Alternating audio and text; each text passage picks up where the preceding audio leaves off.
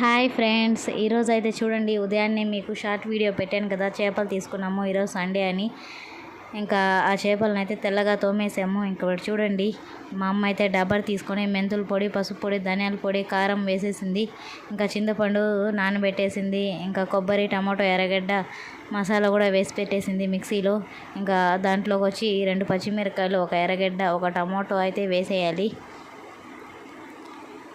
ఇంకా దాంట్లోకి వచ్చి మనం మిక్సీ వేసి పెట్టుకున్న టమాటో, ఎర్రగడ్డ, కొబ్బరి మసాలాని వేసేసి మనం తోమి పెట్టుకున్న చేప ముక్కల్ని కూడా వేసేయాలి ఫ్రెండ్స్. మా అమ్మ అయితే ఇంకా చాలా బాగా చేస్తుంది చేపల పులుసు అయితే.